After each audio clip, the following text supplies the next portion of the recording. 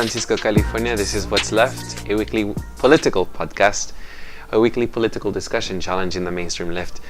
I'm Eduardo Barca with Andy Lipson. I hope that you all are enjoying the background music. Yes. We are in a part of San Francisco where people are playing on the court with some very loud music, which is basketball, soccer, music, so reggaeton or something. I don't know. So I hope that we can focus at the same time. Yeah. Let the ambience of the community and be part of this discussion. Yes. Bring it all in. All right. I want to remind folks, I'm going to do this a little bit. I just want to remind some people that to continue subscribing and to supporting us by rating us and reviewing us, subscribing and sharing with all. We are on iTunes, Google Play, BitChute, Stitcher, and YouTube. Any other medium? That's it, right? That's it, yeah. All right. Thank you all for those wonderful reviews, and I hope they keep coming.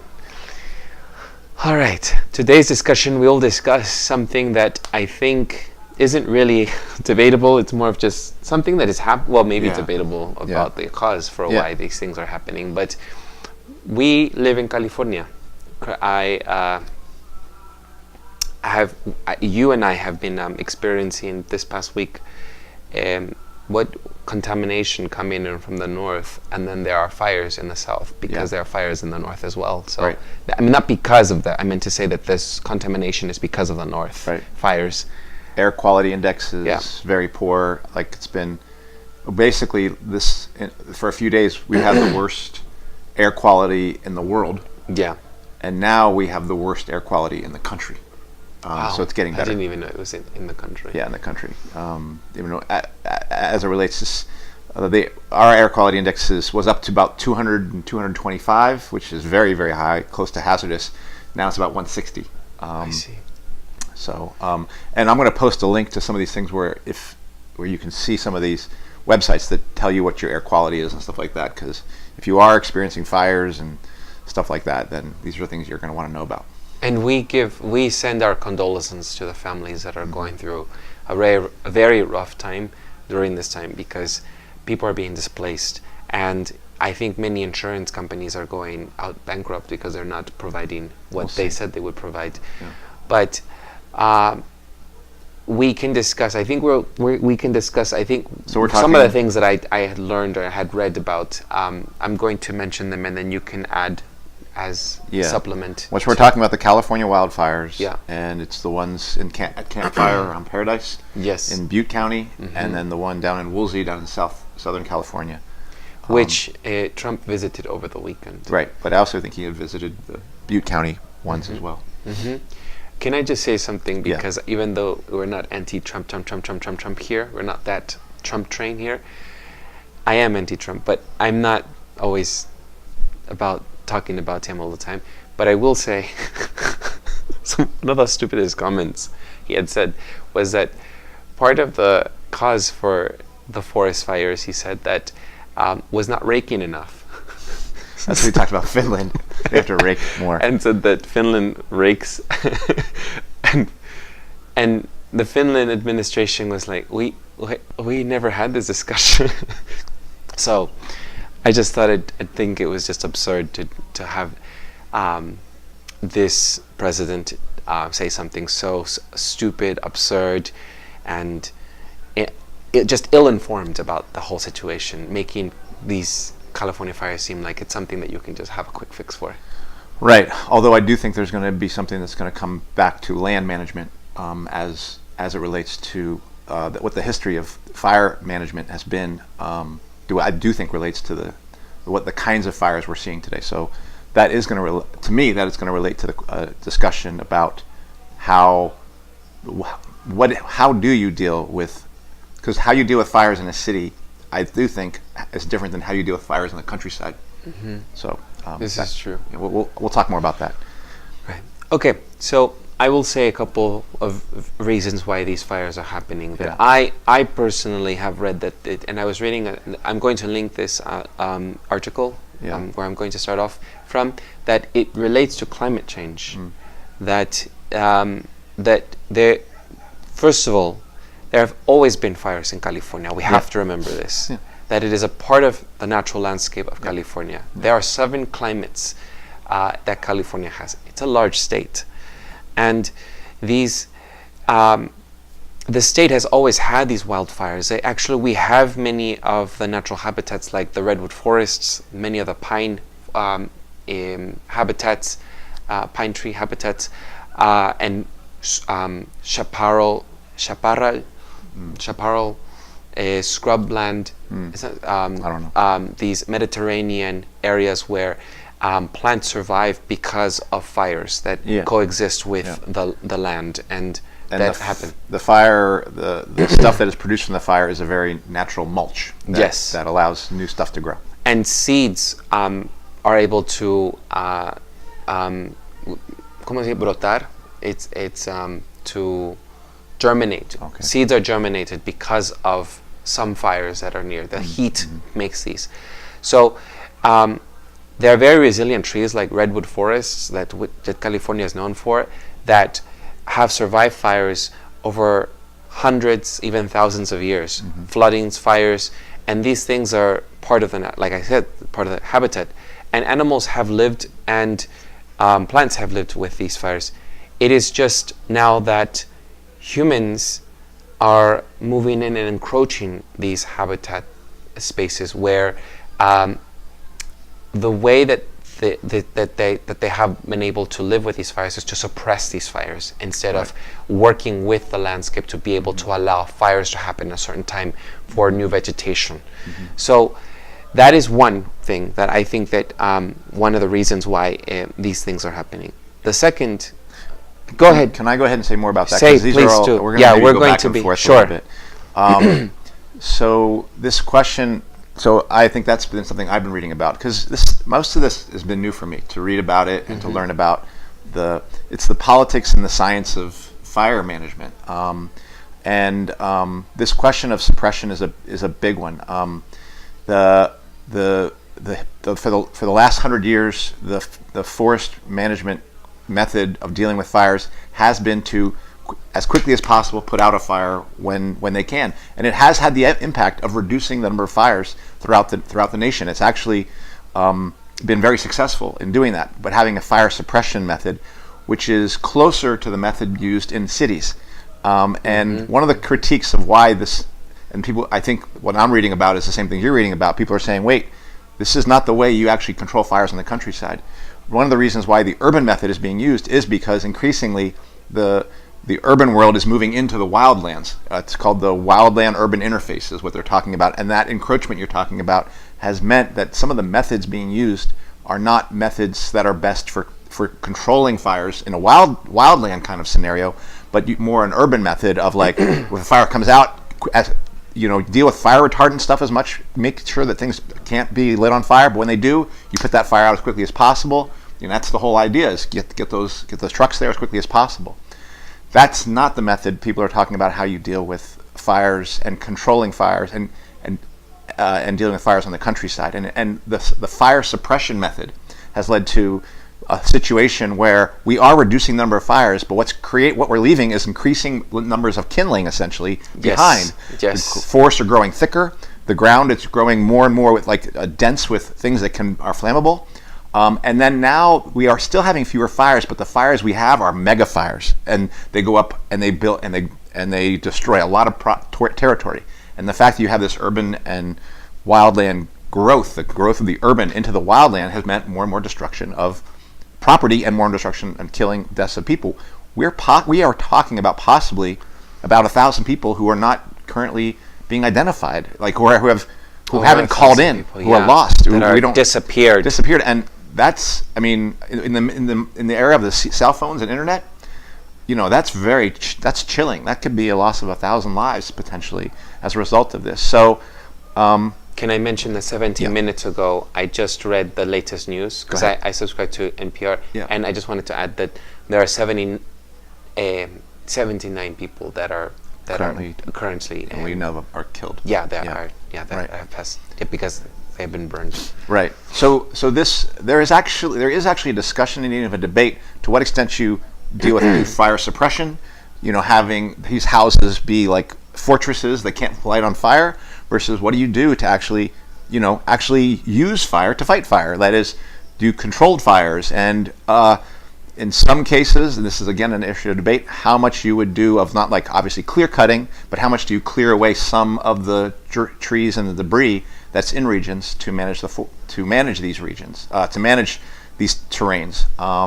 So I am more compelled by this notion of managing fires in the wild by essentially using fire, but in a controlled way.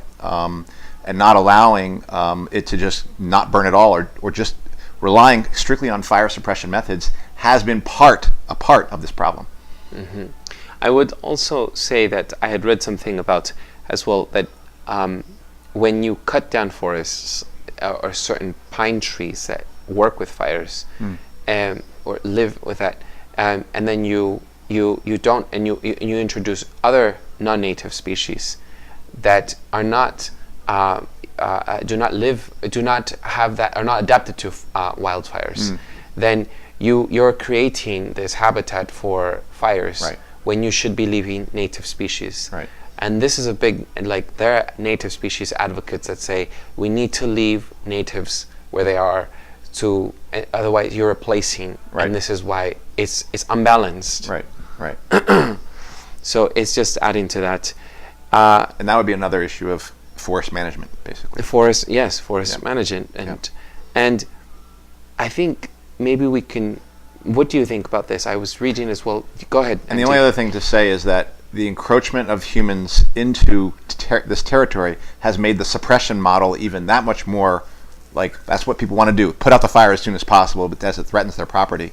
The suppression model is more expensive. And it's been swallowing up most of the budgets, a very small budget, both for the state and for the nation, compared to what I think is required. And again, this has led to, I think, an increased level to the problem. Adding to what you said about encroachment as well, I was reading that humans are also overpopulating as well certain areas. Not saying overpopulating the state, overpopulating regions where they are living in areas that, because they're beautiful and all that, they're encroaching on these areas that normally, if you left as wild areas, not all of these places, because I know in Southern California that doesn't apply, but in certain areas, as humans move in, there are power lines that you are now having to have nearby, right. And the more you keep encroaching to a natural landscape, then you are going to experience these wildfires because they're part of the landscape, and you're bringing in things that are hazardous. Humans bring fire. Yes, to ignite fires. Right. Because this is part of what is being said now with the northern fires, that they were probably faulty power lines. Correct. Which was also what they believe happened with the Sonoma-Napa fires a year ago. Yes, as well. Yeah. But you were also saying that the climate change stuff as well, which these are interlacing. Well, this is where I'm not sure if we agree on this, because you had said that you have some doubts about climate change. Not that you disagree or agree. So I want you to add. But here is what I do think that there are. I have read that there is a lot of CO2 levels and creating this green gas effect, that we are overheating the planet, which is changing the climate. I think there are different ways that we can see this, but for now I'm just going to simplify it in the way that the overheating of the climate and is creating sequías. What do you call sequías? Dry sequías, like drought. Oh, okay. Drought. Okay, it's okay. Sure, yeah. There was that was not a cognate. I know. I know. Sorry about that. Yeah. So, creating drought, and as well as less precipitation in the climate it's like the environment, which is then because the not allowing for plants to retain their moisture, because we have in autumn and winter are when the heavy rains normally happen, and you normally had rains in October before the 2000s. This is what the National Geographic article that I will link to has nice graphs about. And then all of a sudden you have certain changes in the climate, which is causing less precipitation, and these rainy seasons are not sufficient enough, that are creating hotter and days and summers that don't have enough precipitation in the air for us to have moisture, and that creates you were saying kindling. Yeah. Things that can light. Kindling. Yeah. Kindling. Well, whatever. With a D. K-I-N-D. Okay. Well, that. Yeah. So because of that, then that is what is causing the climate to change and contributing to these drier seasons. And drier seasons create longer fire seasons. Because fire seasons have always happened, but now we're not calling it fire seasons. We're calling it all year round. Yeah, much fire. longer. Yeah. It used to be like in just the fall. Now it's extending from parts of the summer into the winter. But that is fairly undeniable as the fire season has gotten longer. Things are drier. There was a drought in California from 2011 to 2015. That's not up for discussion. I do understand how people put it in terms of climate change overall. I'm just going to say that I know that California's ecology has changed as a result of the temperatures changing here. Again, the things that I had cited before didn't dispute the fact that there was climate variability or that climate does change. For new listeners, we are referring to a previous video on climate change. So please feel free to visit that. But that said that no, there is natural variability, and we're experiencing that. We're in an area of natural. There's natural variability in regions and in various areas for temperature. It was more describing that. It was questioning whether the two questions that were raised that I thought were compelling were one, is this a result of natural variability versus directly human intervention that's creating this change? And two, is it strictly a result of carbon levels that are creating this change?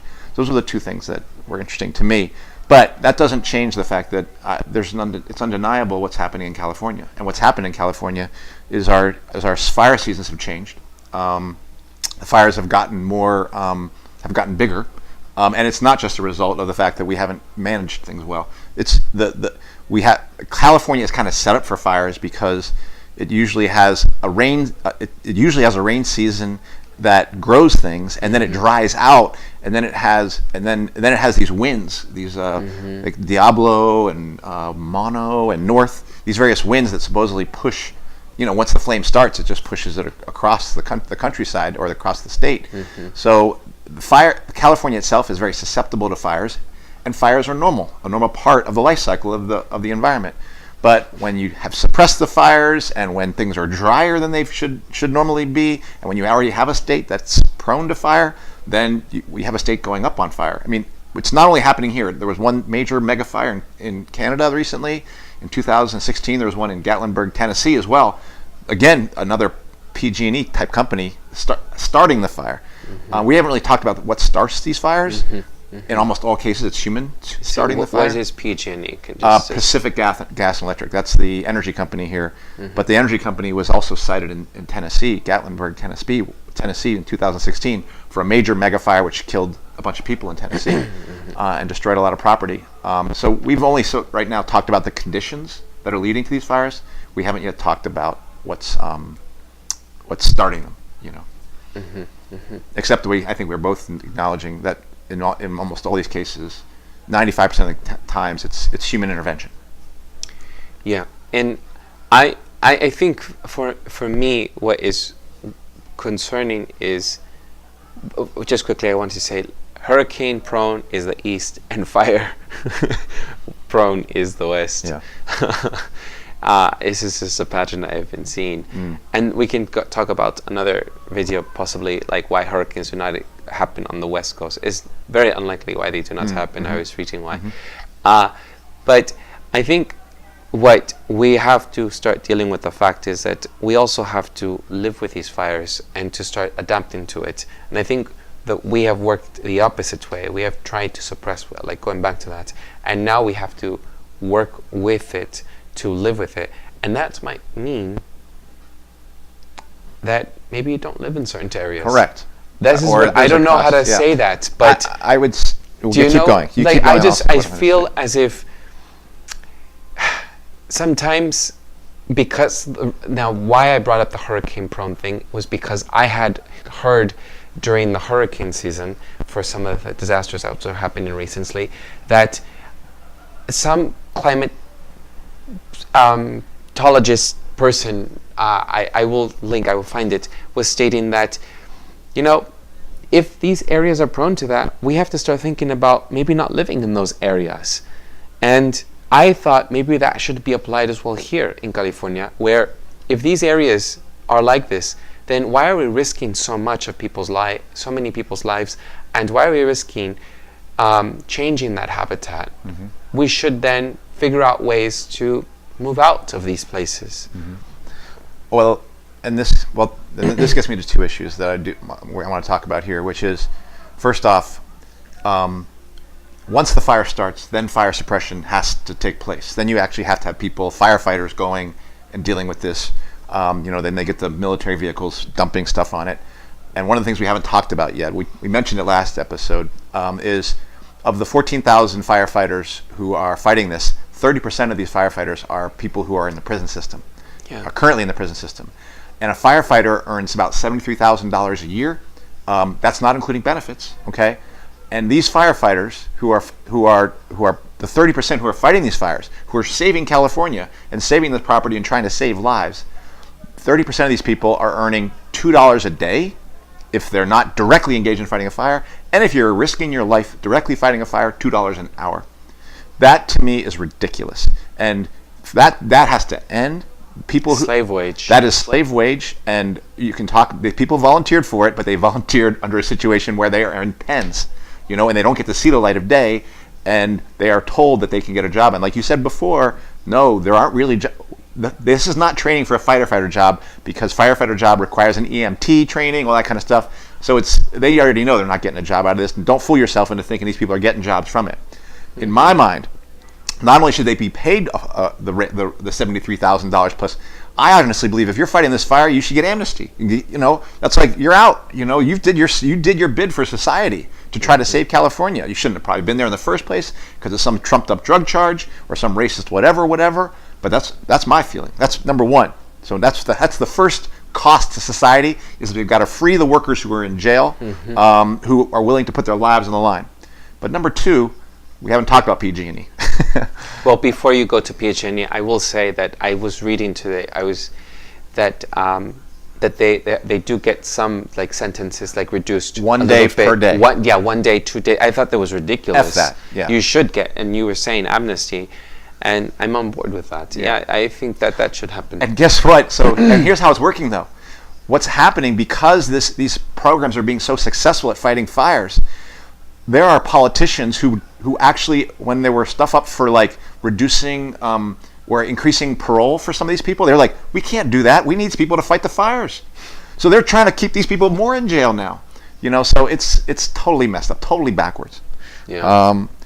So PG&E, or the gas company, and it's also true for... And they should get, if they do, by the way, not only amnesty, but they should be able to work in the same field with the experience that they have. It should be like afterwards. Grandfathered in. You fought the damn thing. Because I'm sorry. as of right now, they get released. Those that get released cannot. And if they get injured, do they get workers' comp if they get injured? I don't. They don't. They have no workers' comp if they get injured.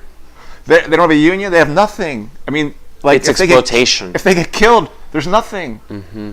And actually, there's already been 3 people hurt and wounded, and 3 people were killed. Three were killed in the fighting the Sonoma Napa, if I remember right. So from last year. Last year, yeah. October, I think it was. So if you weren't going to say, well, stay out, then you have to understand it's going to cost you to go to do that. And the cost isn't just your house. The cost is going to be underground electrical lines. It's going to be the cost of managing the electricity that goes in there. That's going to be additional cost to the people who choose to develop. You have to figure out how to do that in a sustainable way. Secondly, you're going to have to tolerate the fact that PG&E is going to shut down the power every once in a while. That actually happened in October of this month. The PG&E high winds were happening under conditions of drought. PG&E shut the power down. People were like, "Oh my God, my food is spoiling." That's what happens, rich people. Okay, we are living out in the woods. That's what happens when you live out there. Now PG&E said, we're not going to do that next time, and they didn't do it on November 8th, and it is largely believed there's pretty good evidence that the November 8th fire that started in Butte County was due to a downed electrical line, winds hitting across. These hot lines are high voltage, and when they hit the ground, it can spark, and they're supposed to, they have these various safety mechanisms that are supposed to shut things off, but they don't always work, and the place is going to go up like a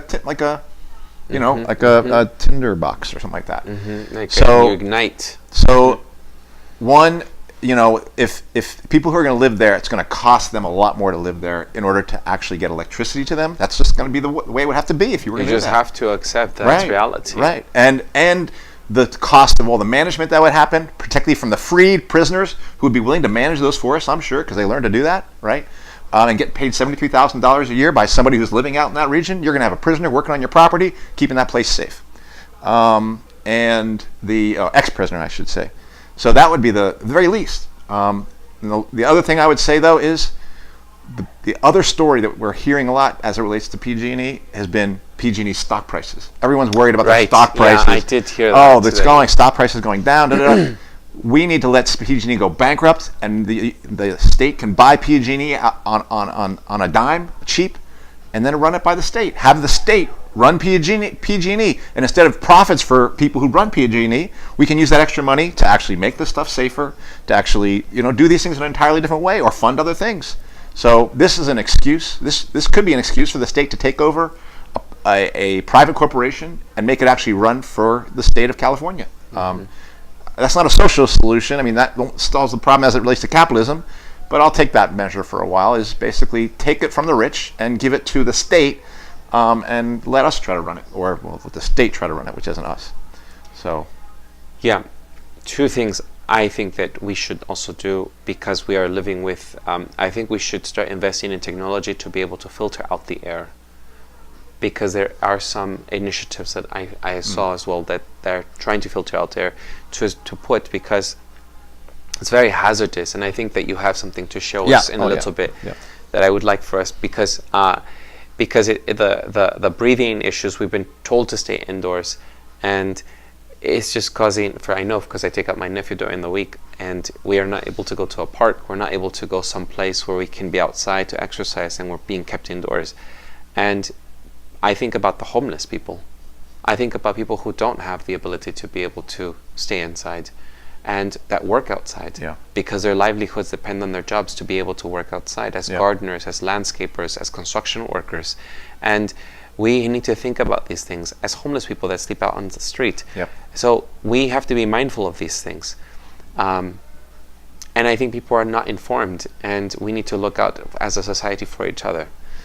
Well, there needs to be, in all our schools, there need to be these masks. I brought the one this is the ones that Brandy ended up buying. The only mask that's going to work is this N95 mask. Oh, is it the way? Yes. Okay, like this. Yeah, N95 mask. You can see right there? N95 with one of these things on it. Basically, those hospital masks. The hospital masks won't work. The particles in the air are about that are really hurting you are about 2.5 microns. That's 2.5 micrometers, and that's about 1/20th the size of a hair. So it's very thin. Hospital masks, it's going to go right through. It's like coffee grains that are smaller than the size of your filter. They're going to go right through your filter. So a surgical mask, or even a particle mask that you get for doing construction, is not going to work. You need a special kind of mask and you have to wear it properly too. You have to make sure it's tight around your face and stuff like that. So these should be distributed at schools. They should be distributed around cities. They should be making a bunch of these. We shouldn't be having this problem in the first place, but this is the future here, folks. This is we have to be, and I think even we have to upgrade. Because this is right now, but I think we have to start thinking about newer technologies. I also think that we need to try to you mentioned schools. I think that I don't know why we had to go to school still. I think there should have been some, why did they allow children to continue going to school? And, it's part of maybe the not having education they outweighed, which is best for, what do you think the most about cynical that? thing? Because you're still working in the schools. I'm not working anymore in the schools. Probably the most cynical reason is that the schools get paid per day that per hour the student is in the. That's our funding. Our funding is based on students' hours in the class. So that would be my most cynical reason. Probably should have happened this earlier, or as early as Thursday of last week. We didn't have it on Friday. But you could hear kids coughing, and kids have. I mean, again, within these urban environments already, there's all sorts of problems with asthma. This is just compounding that when you actually have kids walking around and moving around, and the air supposedly is better indoors than outdoors. Yeah. I will post a link as well for a filter that I was recommended through a friend on Facebook that maybe people can use for indoors. I'm not sure if these filters, indoor filters, but my friend says it swears by these filters that we could use as well. If they filter 2.5 micron stuff, then they're going to work. So it'll say something on it. Yeah. One other thing I wanted to say is I wanted to call out all the meteorologists that are not pointing out the connection between the climate changing and the reasons for all the reasons that we just mentioned about encroachment on habitats, the disruption of ecosystems, all these things that we had just mentioned. Meteorologists are just completely ignoring it. They're not stating it on CNN or MSNBC. I was looking at a report, and these things should be talked about. But I think because they become hot political issues and debatable, and people think that they have to, that it's a left-wing agenda, it really has to do with just, basic science. To some of these things that I don't think are too debatable. I don't know, but it's not. I don't hear it, and people just stay away from it. Yeah. So my call out will be to Jerry Brown and the Democratic Party, as well as the Republican Party, but the Democrats control California. It's true. SB 910. Do you know SB 910? Do you know what SB 910 is? SB 910 is a bill that was already passed by Jerry Brown to say that that can limit the liability of PG&E because of weather conditions, because of wind conditions. This basically says if wind conditions are too bad, PG&E's liability is restricted on that. Number two, it actually also allows PG&E to pass on any liability costs that come to them onto the ratepayers of PG&E. So those are the gifts. Instead of actually saying PG&E, get your act together and stop worrying about your profits and your people at the top, but you better start actually monitoring these energy lines you're creating and making sure that trees aren't overgrowing them and things like that. Instead of doing that, what are they doing? They're trying to protect PG&E, and they're doing it because for the same reason the Democrats and Republicans did it in 2008. They think PG&E is too big to fail, and if it fails, this is why everyone's getting all wound up about their stock prices of PG&E stock. PG&E Corporation, which owns PG&E Company, which delivers us our energy. They're basically afraid that if they fail, that we lose all our energy or what have you. But really, they might say that, but all they're doing is protecting the profits of the rich here. That's all they're doing, and they're protecting the profit system again. So that is what Jerry Brown is dedicated to. That's what the Democrats are dedicated to, and it's once again exposed here. One other thing, which I forgot to mention. One of the things that has not been as reported as much is in Woolsey, California. There's a place of a partial meltdown took place at one of a nearby lab facility. It's called. Let me get the name right. Yeah. Let me get the name right. I actually hadn't heard of this. Okay. Maybe we'll see. I listen to a lot of things. Yeah. While he is looking for that, I recommend the podcast called Better Off Red. Here we go. There you go. If you want to listen to a podcast. It's the Santa Susana Field Laboratory, and supposedly it was an accident there a while ago, and this fire has lit the waste there on fire, and so people are talking about how all sorts of nuclear waste and chemical waste that was there. Oh yes, I did hear about this. Yes, into the air. Yeah. Where there was a lot of buried. No, continue. Read Can you? No, that's maybe because I. Yeah, go ahead. I had just read that there was an area. It's south, right? Yes. Yeah. This is near in the Woolsey fire area. Yeah. And that they had buried all this nuclear waste, all this chemicals. Right. Rocket engine test fuel and stuff like that. Yeah. And all that is being burned now. Well, they and said, released into the atmosphere. Here's what they said: is the scientists at the time said there's no evidence that that's being done. But what they didn't release is they actually didn't monitor for this stuff yet because they couldn't get near it to monitor. So when they said that there was no evidence of it, they actually hadn't monitored to see if the stuff was in the air. From what I've heard, there's scientists for responsible whatever are worried that actually this is another way in which this fire is creating local hazards because it's basically kicking up poisonous stuff and putting it into the air. And I saw on there was a citizen that was trying to urge us to have people or the state say something about it, but there wasn't a response from the state because they didn't want to say this. Right. They just wanted to talk about the fires and be careful with the with the smoke. Right. But put on your masks and tell us. And what most of the fire coverage has been, of course, covering the stories of people's loss, the tragedy of it.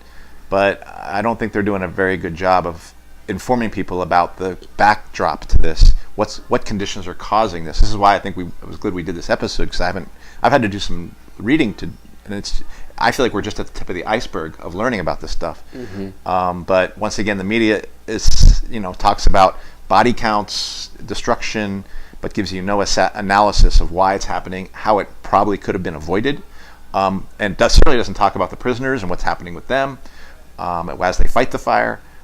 So this is one of the reasons why I felt like it was important to talk about this, is to get out some of these other stories around this, because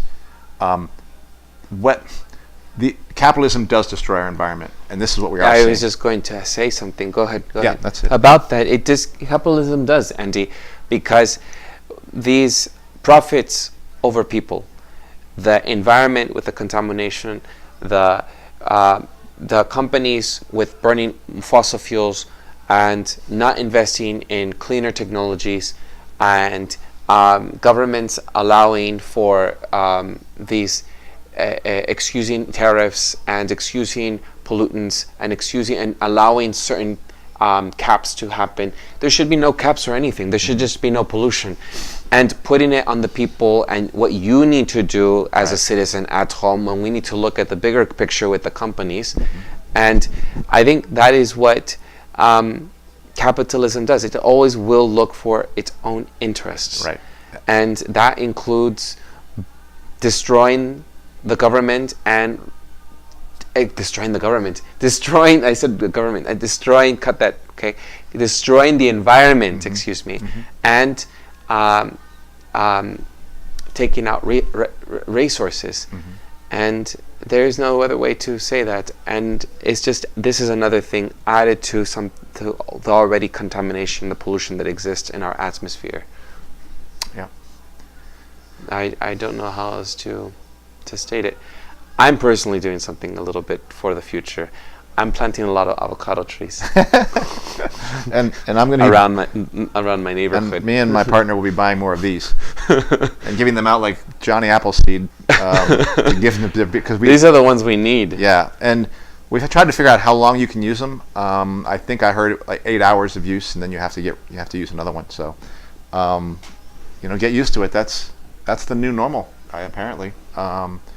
And it might be the new normal in California unless things change. And again, politicians we need to conserve our forests because they are our lungs. Well, and the conservation does mean managing in a way that was how people used to manage these things. Yeah, through fires and things like that.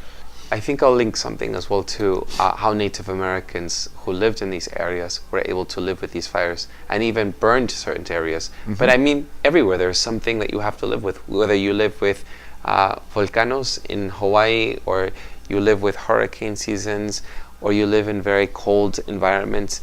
You have to figure out how to live with and adapt to these environments. And I think that we're just not, there's this resistance to, no, I don't want to, or and it won't happen, or it's not going to happen. And then Armageddon is happening with those flames. Right. And PG&E what? Well, they should just be allowed to go bankrupt, and the state should buy it out, and they can run the business for themselves. Yeah. As a state-run industry. Yeah. That's true. There isn't another competitor. Well, I don't think they are. They seem like I think they're like a monopoly. Okay. There's There's South California Edison, but they also have there's reason to believe that they did their fire in Woolsey. So that's not the only. It's not the only human activity that creates fires. It's not. Right. They are a major one. They've created, I think, 4,000 fires in Texas over the last whatever period of time. So they are a major fire creator. But human activity itself is going to create fires in these regions where things are very prone to lighting on fire.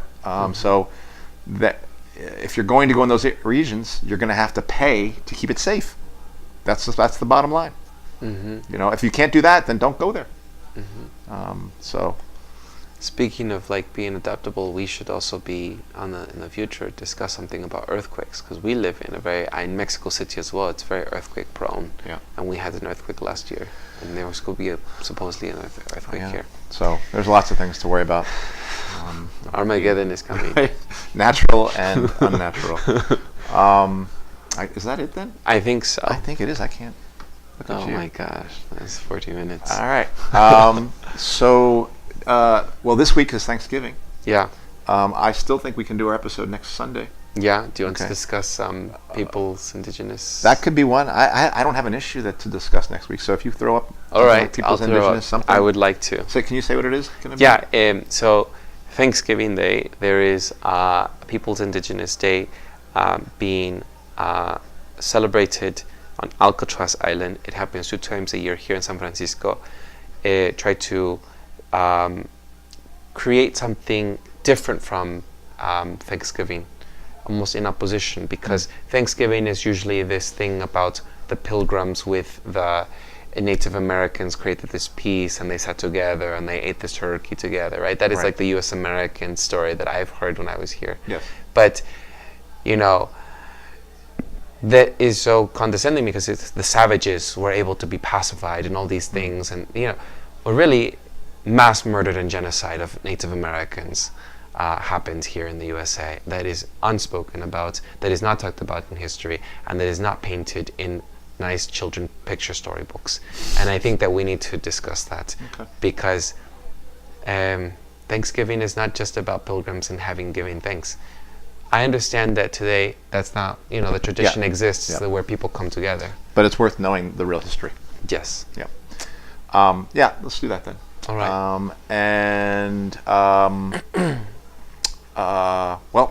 I think we're done.